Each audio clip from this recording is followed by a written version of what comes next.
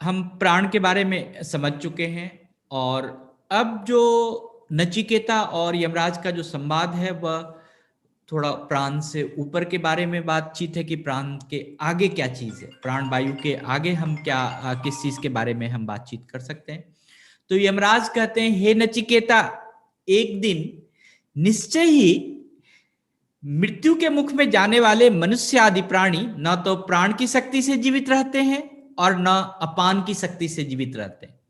जो हमने बताया था कि हमारे अंदर 5 प्राण गति है, तो यमराज बहुत ही साफ शब्दों में नचिकेता को बताते, ना ही ये प्राण की गति के कारण जिंदा रह पाते हैं कोई, और ना ही अपान के गति के कारण जिंदा रह पाते हैं।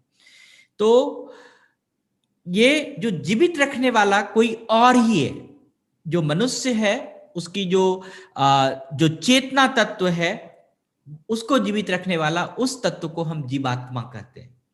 और ये प्राण और अपान दोनों ही उस जीवात्मा पर आश्रित है। तो जीवात्मा के बिना हम ना एक क्षण रह सकते हैं, एक क्षण जिंदा रह सकते हैं। तो नचिकेता का प्रश्न था, जब जीवात्मा इस शरीर को छोड़ के चला जाता है तब क्या होता है? तो यमराज ने कहा कि जब जीवात्मा इस शरीर को छोड़ के चला जाता है तो ये नहीं, बल्कि इसके साथ साथ जो हमारी इंद्रिय है, जो हमारे मन है, सब कुछ उसी का अनुसरण करते हुए हमारे शरीर को छोड़ जाता है। और आपको मैं यह बताऊंगा कि मरने के बाद मनुष्य जो है, इस जीवात्मा का क्या होता है और यह जीवात्मा कहाँ जाती है, और वह जीवात्मा किस प्रकार से किसके साथ चली जाती है, कैसे चली जाती है।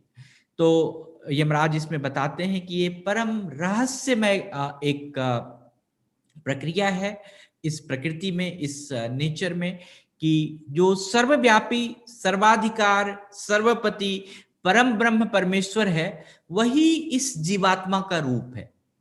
जब आपके शरीर से परमेश्वर इस शरीर को छोड़कर चले जाते हैं तो आपकी जीवात्मा उसी के साथ चली जाती है। तो जब तक आपके शरीर में परमेश्वर है, जब तक आपके शरीर में जीवात्मा है, तब तक ही आप जीवित हैं। फिर यमराज कहते हैं कि अपने अपने शुभ और अशुभ गुणों के कारण, अशुभ कर्मों के कारण, कर्मानुसार जो भी लोग शास्त्र है या गुरु है या जिसके संग है, जो आपका शिक्षा है या आपका व्यवसाय है, जो भी चीज जिस जिस तरह के आप कर्मों से, जो जैसे जैसे आपके भाव निर्मित हुए हैं, जैसे जैसे आपके कर्म हैं, उसके अनुसार जीवात्मा निकलकर दूसरे शरीर में धारण कर लेता है मृत्यु के पश्चात। तो इसमें नचिकेता को यमराज समझाते हैं कि जीवात्मा तो दूसरे शरीर को धारण करने के लिए शुक्र के साथ माता की योनि में प्रवेश करते हैं। इसमें जिसके पुण्य पाप समान होते हैं वह मनुष्य के रूप में जन्म लेते हैं फिर से।